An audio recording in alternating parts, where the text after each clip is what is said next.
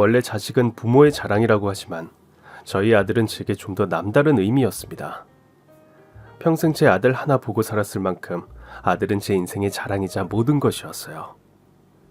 아들은 모든 나보다 뛰어난 사람이었고 나한테 그런 아들이 있다는 것만으로 제 삶의 원동력이 되었죠. 젊은 시절 아이 엄마를 만나 가정을 꾸린 저는 늘 가족을 위해 충실한 가장이 되려 노력했습니다.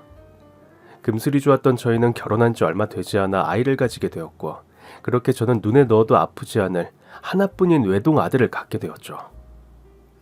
다정하고 따뜻한 성품의 아내와 저를 반반씩 쏙 닮은 아들을 낳은 저는 더없이 행복한 남자였고 자식을 낳으면서 비로소 완전한 가정을 꾸리게 된 저는 그 후로 더더욱 믿음직한 가장이 되려 노력했습니다. 당시 저는 남들이 다 알 법한 중견기업에서 일을 하며 탄탄한 직장 생활을 하고 있었고 제가 벌어오는 돈으로 세 식구 먹고 사는 것에는 전혀 문제가 없었어요.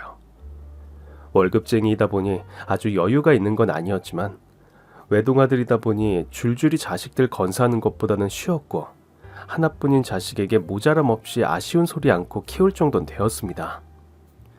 그 정도면 저도 아내도 더 바랄 것이 없었고 아들한테도 모자람 없는 부모가 되어줄 수 있을 것 같았습니다. 덕분에 아이는 일찍부터 사교육을 시작하며 열심히 공부를 했고 저는 그런 자식이 제 덕에 자라나는 것을 보는 것이 삶의 행복이었습니다. 사랑하는 아내는 좋은 엄마로 아내로 저를 내조했고 처가댁에서도 저를 아들 같은 사이로 대해주신 덕분에 늘 감사할 따름이었죠. 불평도 불만도 있을 수 없는 안정적인 생활이었기에 전 그런 제 삶에 충분히 만족을 하고 있었습니다.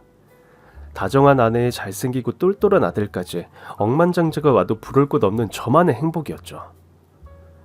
그렇게 아들은 무럭무럭 자라 어느새 12살이 되었고 이제 얼마 뒤면 중학생이 되어 교복을 입은 모습을 상상하며 저는 곧 학업에 매진해야 할 아들의 뒷바라지를 위해 더욱 열심히 살고 있었습니다. 더 많은 것을 해주고 싶은 욕심에 진급을 위해 무리를 할 수밖에 없었죠. 하지만 바쁘다고 해서 가장 노릇만 할 수도 없었습니다. 좋은 아빠, 좋은 남편이 되려면 가족들과 함께 시간을 보내는 일도 더없이 중요했기에 저는 시간만 나면 가족들과 시간을 보내려고 노력했습니다. 저희 때의 아버지들은 돈만 벌어다주는 존재였지만 저는 그런 무정한 아버지가 되고 싶지 않았거든요. 그래서 저는 여유가 생기면 늘 가족들과 여행을 가곤 했습니다. 그러다 아이가 12살 무렵 제가 우연히 휴가를 얻게 되었습니다. 회사 일이 바빠진 바람에 한동안 평일 주말 할 것 없이 일을 한 덕분인지 매년 떠나는 여름 휴가 말고 2박 3일 정도의 짧은 여유를 낼 수 있게 되었거든요. 그동안 일 핑계로 가족들에게 소원했던 저는 그 휴가를 보람차게 쓰고 싶었습니다. 계속 과로를 해서 쉬고 싶은 마음도 있었지만 그동안 아버지 뒤통수만 보느라 말도 못하고 아쉬워했을 착한 아들에게 좋은 추억을 남겨주고 싶었거든요. 그래서 전 짧은 휴가를 알차게 쓰려 아내와 아들과 함께 여행길에 오르게 되었습니다. 짧은 일정에 가까운 강원도로 여행을 떠난 저희는 무척 행복했습니다. 강원도는 아내와 연애하던 시절 가보고 오랜만이었는데 어느새 12살 된 아들을 데리고 가게 된 것이 감개무량했죠. 덕분에 저희 부부는 아들에게 오래전 추억을 설명해주며 즐거운 시간을 보낼 수 있었습니다. 조금은 이른 초여름이었지만 아들이 물속에서 즐겁게 노는 모습도 보고 신선한 바닷바람도 마시며 저도 충분히 휴식을 취할 수 있었어요. 그렇게 3일 동안 더없이 즐거운 여행을 마친 저희는 아쉬운 마음을 갈무리하며 다시 집으로 향하게 되었습니다. 영훈아, 이번 여행 어땠어? 재밌었어? 당연하지. 세상에서 제일 재밌었어요. 내가 가본 여행 중에 짱이야. 그래, 영훈이 언제는 제주도 갔던 게 제일 재밌었다고 그러더니 그때보다 더 좋아? 그때도 좋았는데 이번엔 더 좋았어요. 맛있는 것도 먹고 수영도 하고 너무 재밌었어. 그리고 무엇보다 엄마 아빠가 다녔던 추억의 장소들도 가보고 뜻깊었던 것 같아요. 녀석, 그런 소리도 할 줄 알고 이제 다 컸네. 그래도 좋았다니 정말 다행이네. 그럼 우리 다음에 여기로 또 여행 와요. 네? 그래. 다음에 또 와야지. 앞으로 더 자주 오자. 아들이 무척이나 좋아하는 모습에 전 더없이 뿌듯하고 행복했습니다. 역시 이런 게 행복이라 생각하며 다시 한번 저희 가족의 화목함을 느낄 수 있었죠. 그래서 전 여행을 끝내고 돌아오는 길임에도 왠지 다음 여행이 더 기대가 되는 듯 했습니다. 하지만 그 일이 불행의 시작이 될 줄은 꿈에도 몰랐습니다. 여행의 여운을 즐기러 고속도로가 아닌 국도로 달리던 저희 차는 누군가 일순간 뒤에서 들이받았고, 갑작스런 충돌에 좁은 국도를 달리던 전 그대로 가드레일을 들이받았습니다. 운전대를 쥐고 있던 제가 어떻게든 가족들을 살리기 위해 노력했지만 결국 차가 전복되고 말았죠. 차가 뒤집히던 순간 아들을 걱정하던 전 아들에게 손을 뻗으며 그대로 의식을 잃었고, 제가 다시 눈을 떴을 때는 병원이었습니다. 얼마나 자고 일어난 건지 수술이 끝나고도 며칠 만에 의식을 차렸다고 하더군요. 깨어나자마자 아들과 아내를 먼저 찾았던 전 다행히 가족들 모두 살아있다는 이야기를 들을 수 있었습니다. 하지만 기뻐하기도 잠시 청천벽력 같은 소식을 듣게 되었습니다. 다행히 아내는 크게 다치지 않았고 골절과 찰과상이라 큰 수술도 필요 없었습니다. 물론 차가 뒤집힐 정도로 충격을 받았기에 언제 어떤 후유증이 생길지 모르지만 아직은 괜찮다고 하니 다행이었죠. 저도 꼼짝없이 팔다리가 고장난 상태였지만 회복하면 걸어다닐 수는 있다니 안심이 되었습니다.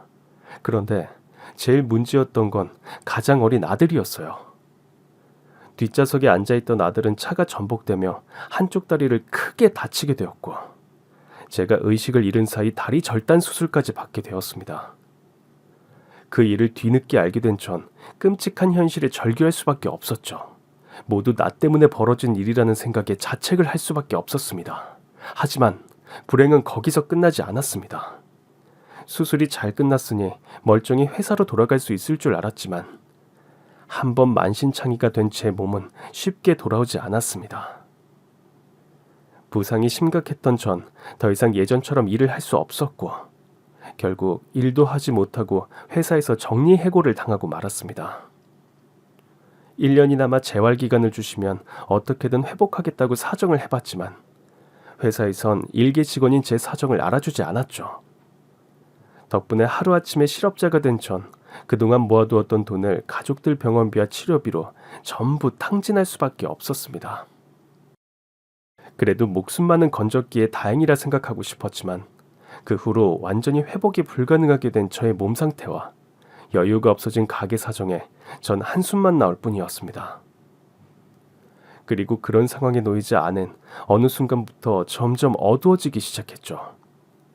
늘 긍정적이고 웃음이 많던 밝은 사람이었는데 그런 사람이 절 보고 아들의 다리를 볼 때마다 끔찍한 표정을 짓는 걸 숨기지 못하더군요. 마치 자기한테 이런 일이 왜 벌어졌는지 모르겠다는 표정으로 눈을 피할 뿐이었습니다. 그런 아내의 모습에 저 역시도 지쳐갈 수밖에 없었어요. 하지만 모든 게 저의 잘못이라는 생각에 전 아내에게 아무 말도 할 수 없었죠.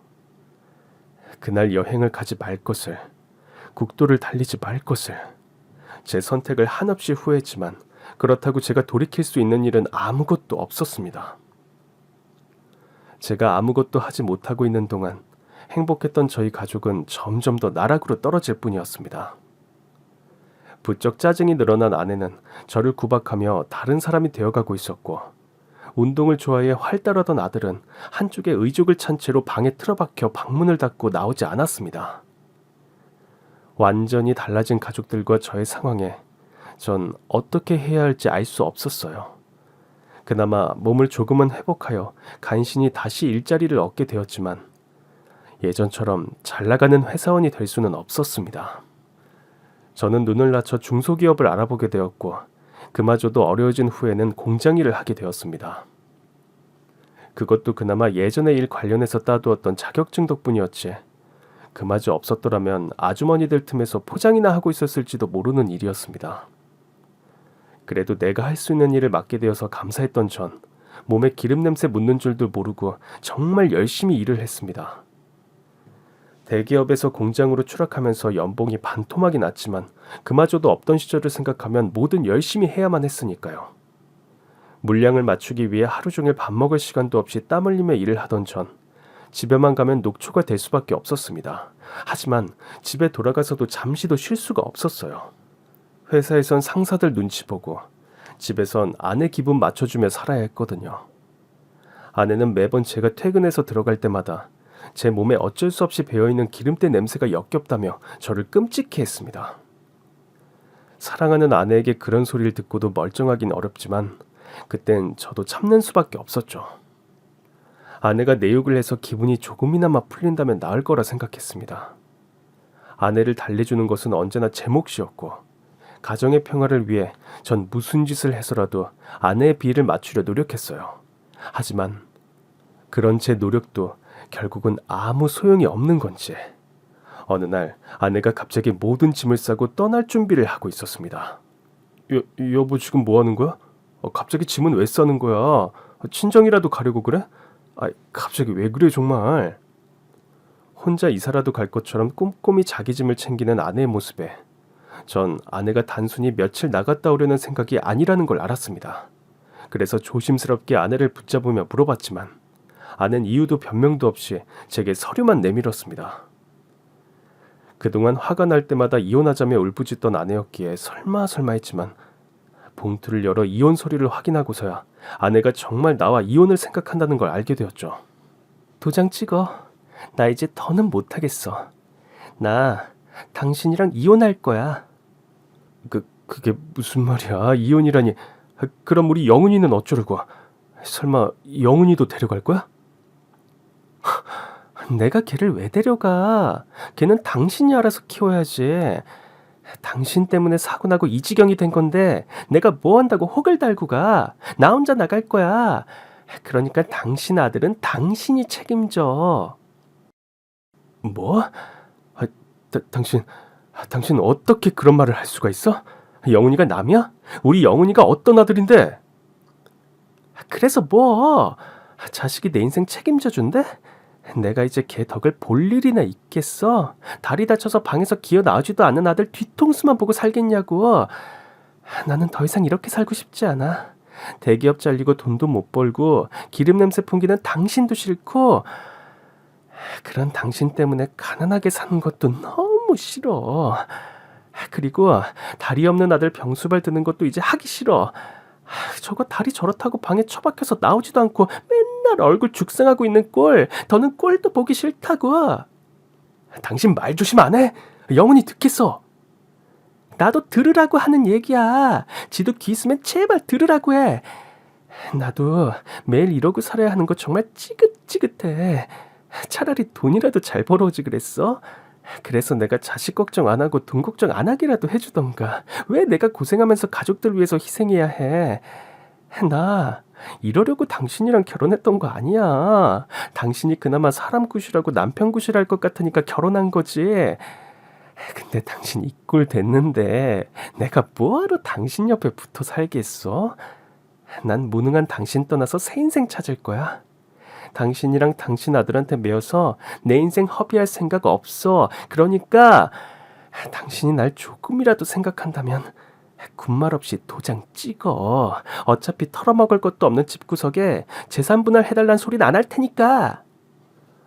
아내는 정말 무정하게도 그런 말들을 아무렇지 않게 내뱉고 있었습니다.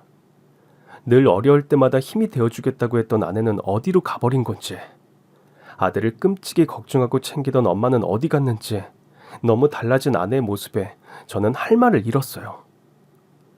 저는 아내의 말 한마디 한마디에 상처를 받고 충격을 받았지만 정작 그런 아내를 붙잡을 수도 없었습니다. 모두 나 때문에 벌어진 일이라는 생각에 아내를 차마 붙잡을 수 없었거든요.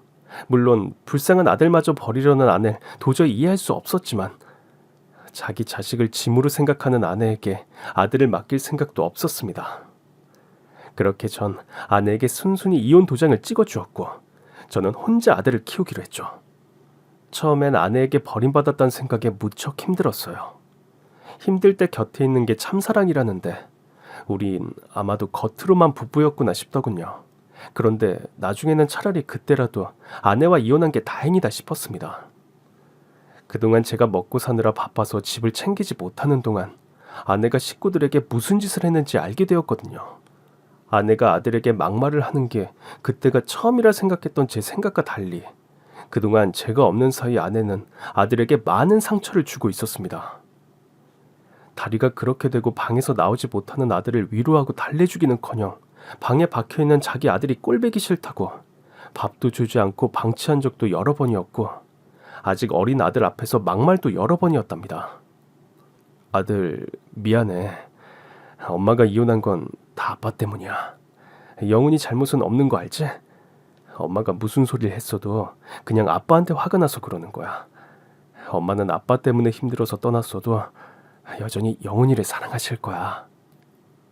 그런 말 안 믿어요. 나도 다 알고 있어요. 엄마가 무슨 생각인지, 나를 얼마나 미워하는지. 어차피 이런 걸로 더 상처받지도 않아요. 엄마가 차라리 그때 다 같이 죽었어야 한다고 목숨 붙어있는 게 저주라고 그런 소리도 했었어요. 불구가 될 바에는 죽는 게 낫다고. 앞으로 내가 사람 구실도 못하고 살 텐데 엄마가 평생 내 뒷바라지 하다가 늙어 죽어야겠냐고 소리 질렀어요. 이미 그런 소리 듣던 것도 여러 번이라 이제 와서 별로 괴롭지도 않아요. 엄마라는 사람한테 맨날 그런 소리 듣고 사는 거나 엄마 없이 사는 거나 뭐가 더 괴롭겠어요. 그냥 차라리 잘 됐다 싶어요. 그러니까 괜히 죄 없는 아빠가 대신 미안해하실 필요 없어요. 아이 엄마와 이혼 도장을 찍고서야 제게 그런 말을 전하는 아들 때문에 저는 한참 뒤에야 그런 사실을 알게 되었습니다. 그동안 나 없이 아들을 그렇게 방치하고 상처를 입히고 있었다는 사실에 전 눈이 돌아버릴 지경이었죠. 그런데 아들 말을 들어보니 그게 끝이 아니었더군요. 손자 걱정되어 달려온 저희 어머니에게도 소리 지르며 문전박대하던 아내였다고 했습니다. 아들 잘못 낳아서 거지 같은 남편 때문에 자기를 고생시켰다면서 염치가 있으면 집에 발도 들이지 말라며 손자 챙겨주러 온 저희 어머니를 아내가 내쫓았답니다. 여태 며느리 시집살이 한 번 시키지 않고 아내한테 서운한 소리 한 번 안 했던 저희 어머니한테 어떻게 그런 행동을 할 수가 있는 건지 전 도저히 믿을 수가 없었어요. 그동안은 내가 죄인이다 싶어서 나한테만 그러는 줄 알고 나만 참고 달래면 괜찮아질 거라 생각했는데 나뿐만 아니라 죄 없는 아들과 어머니한테까지 못된 짓을 한 아내 때문에 전 가슴이 아프다 못해 찢기는 기분이었습니다. 순간 어머니가 아들 걱정할까봐 저한테 아무 말 못하고 모욕을 참으신 게 너무 죄송스러웠죠. 지금이 아니라도 머지않아 이혼을 했겠다는 생각에 전 더 이상 전처를 생각하지 않으려고 했습니다. 하지만 제 의지와 달리 얼마 지나지 않아 전처의 소식을 접하게 되었어요. 우연히 보게 된 인터넷 기사 속에 전처가 화려한 웨딩드레스 차림으로 웬 남자 옆에 서 있더군요. 한국에서 유명한 투자 사업가와 결혼을 하게 되었다는 소식에 그 사업가에 대한 소개와 함께 두 사람의 결혼 소식이 보도되었던 것이었습니다. 아직 이혼 서류에 잉크도 마르지 않았을 텐데 벌써 다른 남자와 결혼까지 했다는 전처의 얘기에 전 전처가 진작부터 저와 가족을 버릴 준비를 하고 있었다는 걸 알게 되었어요. 하지만 이제 와서 전처에게 잘못을 묻기엔 이미 끝난 상황이었습니다. 참 여러모로 상처를 주는구나 싶었지만 그렇게라도 행복하고 싶다면 행복하기를 바랬습니다. 어차피 난 그 사람이 바라는 대로 해주지 못하게 되었으니 자기 행복 찾아 떠나겠다는 사람을 제가 붙잡을 수는 없는 일이었습니다.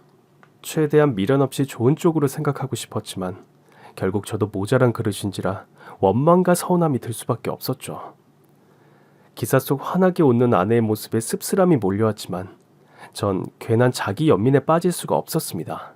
이젠 오롯이 나 혼자 아들을 건사해야 했기 때문에 전 더 열심히 일을 하여 아버지 노릇을 하려 했습니다. 그래도 다행이었던 것은 아내가 떠난 후 아들이 밖으로 나왔다는 것이었습니다. 버림받은 아버지가 걱정된다며 아들이 제 옆을 지켜주더군요. 덕분에 전 이혼의 상처를 딛고 일상을 찾을 수 있었고 아들 역시 조금씩 힘을 내며 예전에 밝고 활달했던 아들의 모습으로 돌아가려 노력했습니다. 누구보다 아들을 걱정하던 제 마음을 알던 착한 아들은 그런 저를 위해 자기 인생을 포기하지 않았습니다. 아들은 조금씩 기운을 차리더니 다시 공부를 시작하게 되었고 진학하지 못했던 중학교 검정고시를 따고서 이듬해에는 시기에 맞춰 고등학교에 입학할 수 있었습니다. 다시 교복을 입고 학교 생활을 하게 된 아들을 보며 전 걱정만큼이나 기특함이 컸습니다. 원래도 저의 자랑이었던 아들이었지만 그런 일을 겪고 다시 일어선다는 게 어린 아이에게 얼마나 힘든 일인지 저도 잘 알고 있었습니다. 아마 저였어도 아들처럼 하기는 어려웠을 텐데 말이에요. 그런데도 아들은 포기하지 않고 꿈을 꾸고 있었습니다. 한쪽 다리가 없어도 다시 달릴 수 있다며 천천히 걷는 것부터 시작했죠. 아픈 다리로 열심히 고등학교 다니며 수험생활을 했던 아들은 남부럽지 않은 대학에 진학하게 되었고, 그곳에서 학교 생활과 대외 활동을 열심히 하며 자신의 꿈을 향해 달려갔습니다. 그렇게 시간은 흘러 제가 전처와 이혼을 한 지도 15년이라는 세월이 지났고, 그 사이 저희 아들은 무럭무럭 자라 30을 코앞에 둔 건장한 청년이 되어 있었습니다. 어느새 멋진 청년이 된 아들이 전 무척이나 자랑스러웠습니다. 누굴 닮았는지 잘생긴 얼굴이며 착한 마음씨에 늘 포기하지 않는 끈기까지, 그런 아들이 존경스럽기까지 했습니다. 불쌍한 아버지를 걱정하여 일찍 철들어준 아들은 자신의 힘으로 드디어 꿈을 이룰 수 있었습니다. 지역 방송국에 취직해 아나운서가 된 아들은 한쪽 다리의 아나운서로 유명세를 타게 되었습니다. 훈훈한 외모와 타고난 큰 키에 오랜 재활 훈련으로 만들어낸 탄탄한 몸까지, 아들은 외모만으로도 사람들의 호감을 사기 충분했습니다. 그런데 그런 사람이 포기를 모르고 노력까지 한다면 더 많은 사람의 사랑을 받을 수밖에 없겠죠. 덕분에 아들은 끈기와 성실함까지 모두 인정받으며 어릴 적 사고로 큰 시련을 겪고도 불굴의 의지로 다시 일어난 불패 신화이자 많은 사람들의 귀감이 되는 성공한 인생을 살아갈 수 있었습니다. 어떤 상황에서도 포기하지 않는 열정 덕분에 많은 사람들이 제 아들을 사랑하고 있었죠. 전 그런 아들을 두었다는 것만으로 무척 행복했습니다. 예전 제가 가장으로 아들을 돌본다고 생각했을 때 느꼈던 뿌듯함과 행복보다도 아들이 자기 노력만으로 그렇게 자랐다는 게 더없이 뿌듯했습니다. 물론 아들은 이 모든 게 제 덕분이라며 무능한 아버지 앞으로 공치사를 돌리려고 했지만, 정작 전 정말 아들에게 해준 게 없었습니다. 혼자 아등바등 돈 버느라 예전처럼 학원 하나 마음 놓고 보내주지도 못했고, 다른 집 애들이 소고기에 보약 먹으며 공부할 때도 전 겨우 돼지고기 구워준 게 전부였어요. 자식 위해서 많은 걸 해주고 싶었던 제가 모든 걸 잃고 아무것도 해주지 못했는데도 아들은 오로지 자기 스스로의 열정과 노력으로 그 자리에 올라갔던 겁니다. 그런 아들을 두고 제가 어떻게 자랑스럽지 않을 수가 있겠나요? 그러던 어느 날, 전 바쁜 아들이 깜빡하고 두고 간 아들의 도시락을 챙겨주러 아들이 일하는 방송국으로 찾아가게 되었습니다. 괜히 자식 일터에 들락거리는 푼수 아버지가 될까 싶어 아들이 구경 한번 오라고 했어도 가지 않던 방송국이었는데, 웬일로 꼼꼼하던 녀석이 자기 끼니를 잊은 덕분에 제가 오랜만에 방송국 구경을 다 하게 되었네요. 아들에게 로비에서 만나자는 약속을 하고 서둘러 발걸음을 향했던 전, 방송국 입구에서 경호원들이 누군가와 실랑이를 벌이는 모습을 보게 되었습니다. 무슨 일이기에 저렇게들 하는 건지 의아스러운 마음에 자연스럽게 눈이 갈 수밖에 없었어요. 노숙자인 건지 웬 허름한 차림의 어떤 나이든 여자 하나가 방송국 안으로 들어가려고 막무가내를 부리는 듯 했습니다. 남자 셋이 달려들어 막는데도 눈 하나 깜빡 안 하고 고래고래 소리를 지르는 여자의 모습이 대단하게 느껴질 정도였죠. 대체 무슨 일이기에 저렇게까지 억지를 쓰나 싶어 관심을 기울여 보니 그 여자가 하는 말이 들리더군요. 자기 아들이 방송국에서 일한다며 아들을 만나러 왔다는 말에 저는 의아함을 더 감출 수가 없었습니다.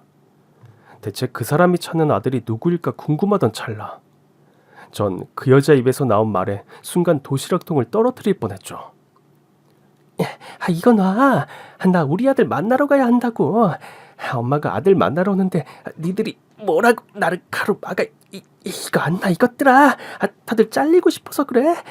우리 아들이 여기 간판 아나운서야.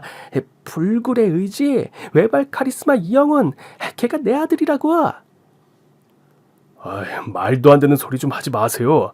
당신 같은 노숙자가 무슨 그분이 어떤 분인 줄 알고 이래요? 이 여자 정말 정신이 나간 건가. 내 아들 맞다니까. 내가 낳아서 금지옥엽 기른 내 자식인데 니들이 뭐라고 나를 가로막아. 얼른 문 열어. 안 그럼 니들 다 잘라버릴 거야. 그 여자 입에서 나온 저희 아들의 이름에 전 그 여자의 얼굴을 다시 유심히 살필 수밖에 없었습니다. 처음엔 노숙자인 줄만 알고 얼굴을 알아보지 못했는데 자세히 들여다보니 왠지 낯이 익은 기분이었어요. 경호원들은 당연히 그 여자가 헛소리를 하는 미친 여자라고 생각하고 있었지만 전 제 자식의 이름을 들은 이상 그런 얘기를 그냥 허투루 넘길 수가 없었습니다. 의문을 가지고 남의 자식을 자기 아들이라 울부짖는 그 여자에게 조심스럽게 다가간 전 순간 깜짝 놀랄 수밖에 없었습니다. 그 노숙자의 얼굴이 다름 아닌 15년 전 이혼한 전처의 얼굴이었기 때문입니다. 너무 놀라 자리에서 주저앉을 뻔한 전 다리에 겨우 힘을 주고서 위험하다며 저를 가로막는 경호원들을 뚫고 전처를 마주할 수 있었습니다. 설마 아니겠지, 아닐 거라 생각했지만 정말 전처가 맞았던 건지 그 여자가 절 알아보고 화들짝 놀라는 게 느껴졌어요. 날 알아보는 것만으로도 그 여자가 제 전처라는 건 틀림없는 사실이었습니다. 그런데 대체 이게 무슨 일인지 이해할 수 없더라고요. 분명 15년 전 나와 자식을 버리고 대단한 남편 만나 호강한다고 기사까지 났던 여자가 10수년 만에 노숙자 거렁뱅이 꼴이라니 말이에요. 냄새나고 꼬질꼬질한 전처의 차림에 전 큰 충격을 받을 수밖에 없었습니다. 사실 전처가 결혼했다는 기사를 접하고 너무 상처를 받은 나머지 그 후로는 일부러 전처의 소식을 듣지 않았습니다. 나랑 아들 버리고 떠난 여자가 잘 산다는 말에 속이 상해서 그 여자 소식이라면 눈을 가리고 귀를 닫아버렸죠. 기사까지 날 만큼 대단한 놈이랑 결혼했으니 잘 먹고 잘 살 거라며 마지막으로 행복을 빌어주고 싶었는데 그 사이 이혼이라도 한 건지 사별이라도 한 건지 전처는 믿을 수 없을 정도로 처참한 꼴이었습니다. 나와 아들 가슴에 대못 받고 나간 사람이지만 그래도 기왕이면 잘 먹고 잘 살기를 바랬는데 막상 그런 꼴로 다시 마주하고 보니 저도 기분이 썩 좋지는 않더군요. 나를 밟고 갔으면 더 잘 살았어야지. 그렇게 처참한 몰골이 된 걸 보니 괜히 제가 더 속이 상했습니다. 그 여자가 불쌍하다기보다 날 떠나서 그렇게밖에 살지 못한 거면 뭐하러 나와 내 자식에게 그런 상처를 줘야 했던 건지 이해할 수가 없었던 거죠. 그래서 차라리 사별이기를 바랬지만 그건 아니었던 모양이었습니다. 저를 알아보자마자 달려온 전처가 자기 입으로 이혼당하고 고생을 많이 했다며 주절댔거든요. 여보, 이게 얼마만이야 세상에. 당신은 정말 옛날 그대로다. 어떻게 하나도 안 변했어? 정말 하나도 안 늙었네. 여보, 그동안 잘 지냈어? 어째 그동안 내 생각은 좀 안 했어? 난 이혼했어. 아니, 이혼 당했지. 어쩌면 당신 버리고 가서 천벌 받았나 봐. 그래서 나 정말 고생 많이 했어. 후회도 많이 했고. 당신한테 다시 돌아가고 싶었는데 다시 만날 방법이 없더라고. 그러다가 우리 영훈이 소식 알고 찾아왔어. 우리 영훈이 꼭 다시 만나보고 싶어서 말이야. 근데 이렇게 당신을 먼저 만나게 될 줄은 몰랐네. 너무 반갑다 여보.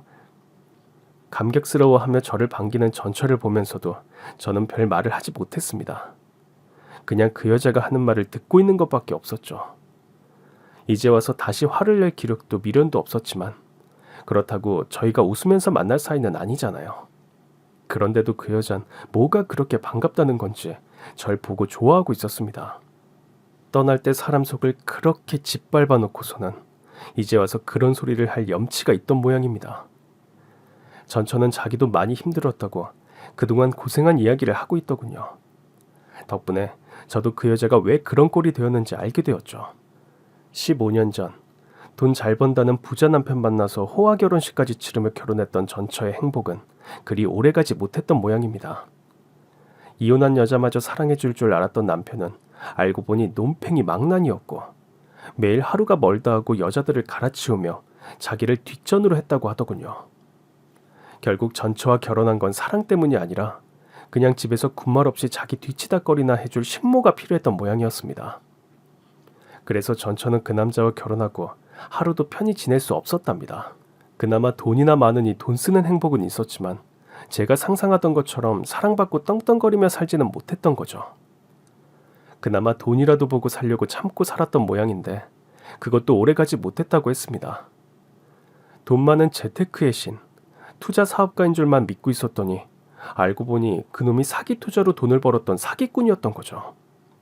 투자 수익을 보장하며 피해자들을 꼬여내어 교육비니 투자 대금이니 돈을 땡겨받아 놓고는 마이너스 수익을 내며 피해자들을 만들어냈고 결국 사기로 구속을 당해 감옥에 들어가게 됐던 모양입니다. 그제서야 그놈한테 사기 전과가 있었다는 걸 알게 됐지만 그땐 이미 늦어버린 뒤였죠. 그런데도 남은 재산에 욕심이 났던 건지 전처는 바보같이 그런 놈의 옥바라지까지 해줬더군요. 내가 그놈 때문에 얼마나 고생을 했는지 몰라. 자기 감옥에서 나오기만 하면 다 해결된다고 꽁쳐둔 돈으로 나 다시 호강시켜줄 거라고 믿으라고 그렇게 말하길래 내가 내 돈 벌어서 감옥에 돈 붙여주고 그놈 옥바라지를 몇 년이나 했다고. 매주 면회 가는 건 어디 쉬운 일이야? 그놈 때문에 빚쟁이들한테 시달려 도망다니는 와중에 그러면서도 일하고 돈 벌고 면회 가고. 나 정말 그때 죽고 싶었다. 솔직히 말하면 그때라도 당신한테 돌아가고 싶었어. 그래도 그놈이 나한테 했던 약속만 믿고 어떻게든 버텨보려고 옥바라지 다 했는데 이 망할 놈이 감옥에서 나오자마자 나한테 이혼 서류를 던지는 거야. 고생은 여태 나 혼자 다 했는데 이제 자긴 늙은 나 버리고 다른 년이랑 살겠다 이거지. 들어보니 기가 막히기는 하더군요. 돈자랑 실컷 해서 가정 있는 여자 홀려놓고는 남의 돈으로 호강시켜주는 척하다가 옥바라지 받을 거 다 받고는 이혼하자고 팽시켜버렸던 거죠. 그 여잔 그놈이 피해자들 몰래 숨겨뒀다는 그 돈만 믿고 옥바라지를 했을 텐데 막상 나와선 그 돈도 없다고 배째라는 식으로 이혼을 하자고 했답니다. 어떻게 숨겼는지 모르겠지만 피해자들도 피해 구제를 못 받았다고 하니 그 돈의 행방을 전처가 알아낼 수도 없었겠죠. 결국 전처는 재산 분할 한 푼도 못 받고 그놈과 이혼을 하게 되었고 그 후로 혼자 별별 고생을 다 하다가 노숙자 신세로까지 전락했던 것 같았습니다. 그 여자가 그 후로 무슨 고생을 했고 어떻게 살았는지 사실 전 별로 궁금하지는 않았습니다. 자식 새끼 버려놓고 마음 편히 못 살았다고 하니 꼬숩다는 생각이나 들었지 이제 와서 그 여자에게 연민이 생기거나 안타깝지는 않았어요. 애초에 바람이 나서 다른 놈 만난 것도 자기 잘못인데 그놈이 사기꾼이라는 걸 알고도 같이 피해자들 등쳐먹은 돈에 욕심내고 있었으니 그런 꼴을 당하는 것도 당연한 일이었죠. 결국 자기 발등에 자기가 도끼를 내려찍은 꼴이었고 자승자박이었습니다. 그런데 그 여자는 그게 다 자기 업보라는 걸 모르는 건지 저를 붙들고 억울하다는 소리만 하고 있더군요. 그래서 나더러 어쩌라는 거야? 그런 얘기를 나한테 하는 이유가 뭔데? 내가 그 소리 듣고 불쌍하게 생각이라도 했으면 좋겠다는 거야 뭐야? 뭔가 착각하는 모양인데 우리를 버리고 떠난 건 당신이었어. 근데 그걸 뭘 억울하다고 그래? 당신은 왜 또 말을 그렇게 해? 그래 나도 알아. 내가 당신이랑 우리 영훈이한테 씻을 수 없는 상처를 준 거. 근데 그땐 나도 그럴 수밖에 없었잖아. 그땐 내가 얼마나 고생 많았는지 당신도 알 거 아니야. 그땐 나도 견디기 힘들었어. 근데 이젠 나도 다 깨달았어. 결국 가족품이 좋은 건데 내가 그걸 모르고 당신을 외면했어. 나 정말 많이 후회하고 반성했어. 한 번도 우리 영훈이 잊어본 적 없어. 영훈이 때문이라도 완전히 다른 사람이 될 거라고 다짐도 했어. 그래서 이제서야 찾아온 거야. 새로운 모습으로 당신이랑 영훈이 만나고 싶어서. 여보, 당신은 나 보고 싶지 않았어? 자꾸 나를 여보 여보 하는데 제발 그런 소리 하지 마. 우리가 그렇게 헤어진 거 벌써 15년이 지났어. 그 세월 동안 영혼이나 난 당신 전부 잊었어. 근데 당신은 이제서야 아들을 찾아왔다고? 솔직히 말해봐. 당신 나나 영훈이 생각을 한 적이나 있어? 영훈이 소식이 알고 싶으면 몇 년 전에라도 알 수 있었을 텐데. 당신이 세상이랑 담쌓고 지낸 것도 아닐 거고 이제 와서 찾아온 건 다른 꿍꿍이가 있는 거 아니야? 차라리 솔직하게 말을 해봐. 그러면 드러나 줄 테니까. 당신 영훈이 왜 찾아왔어? 엄마가 자식 찾아오는 게 뭐가 이상한 일이야. 물론 나도 좀 늦게 온 건 인정해.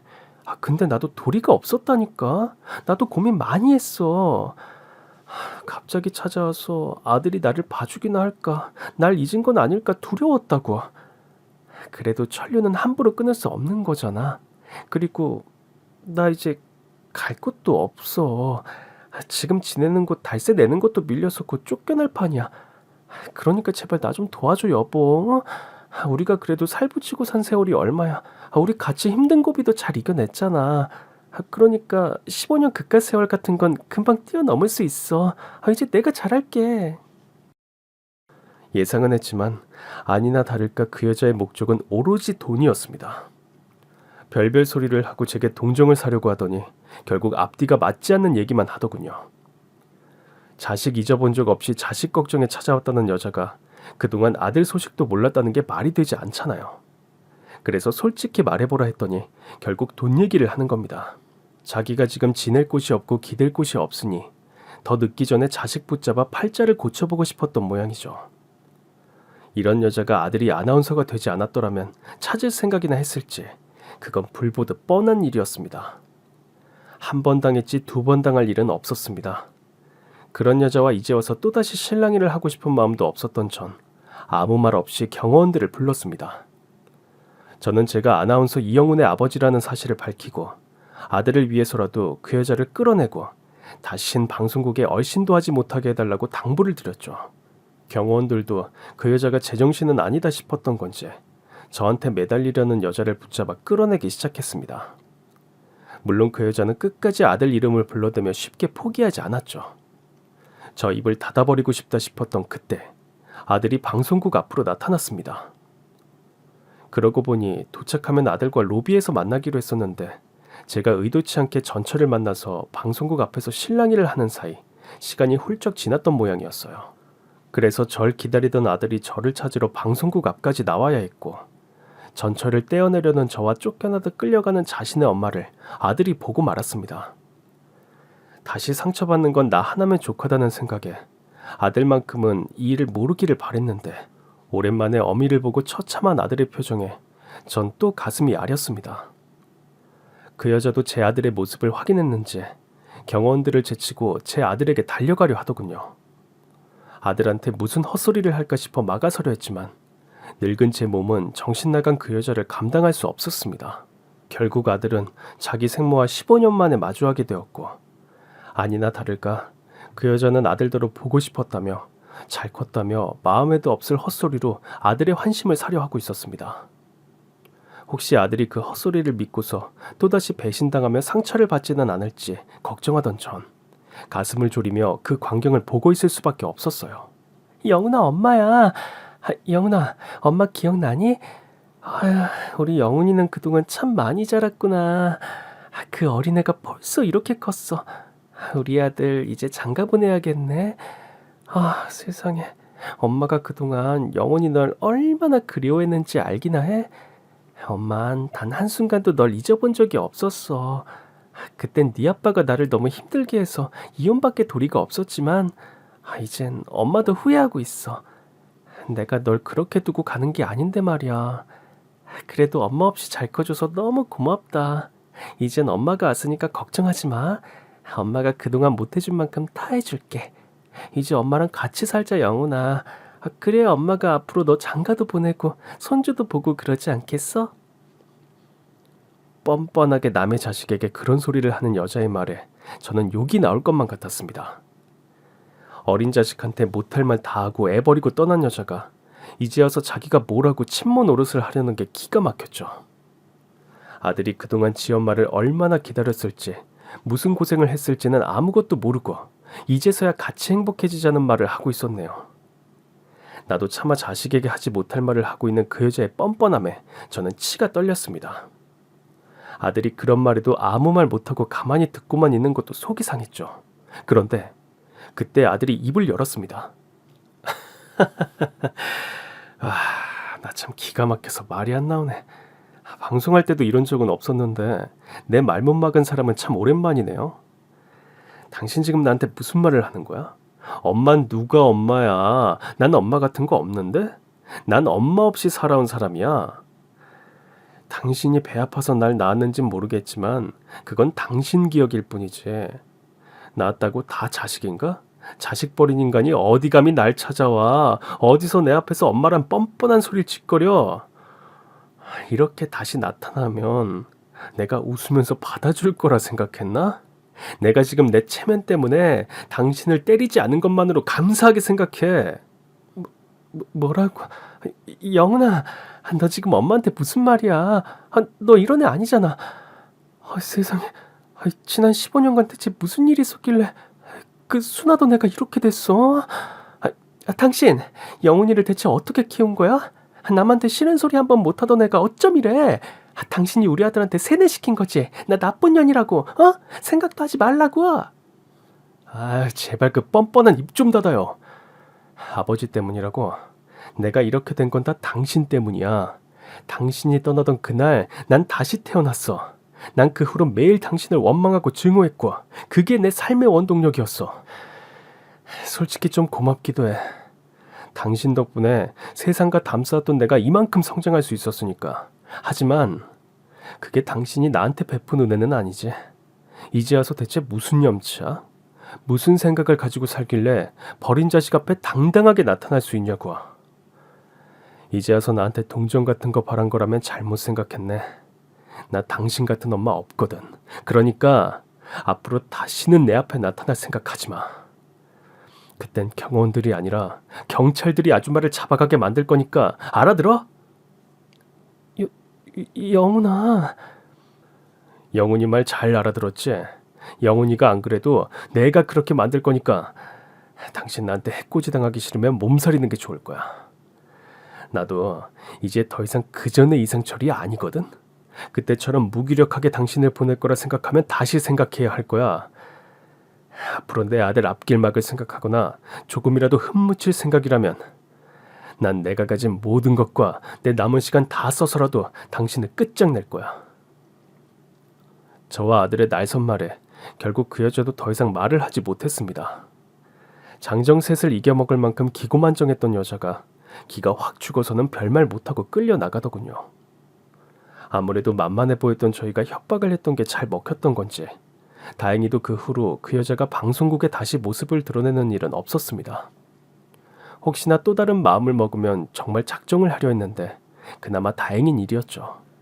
그날 일로 아들은 한동안 예전 기억이 떠오르는지 속이 상한 것처럼 보였지만 여느 때처럼 강인한 인내로 시련을 이겨낼 수 있었습니다. 저도 이젠 아들을 마냥 어리게만 보지 않고 크게 걱정도 하지 않습니다. 언제 어디서나 저보다 잘할 아들임을 알기에 그런 시련도 잘 견딜 수 있을 거라고 생각하고 있어요. 그리고 다행인지 아들은 그 후로 그 여자에 대한 기억을 잊을 정도로 잘 지내게 되었죠. 원래도 승승장구하던 아들은 그 후로도 자기 인생을 돌아보며 행복을 찾아가려 노력하고 있었습니다. 절대로 자기 엄마 같은 여잔 만나지 않을 거라던 다짐처럼 전처와 정반대의 참하고 착한 아가씨와 교제를 하더니 얼마 전 결혼 약속을 하며 상견례까지 치르게 되었습니다.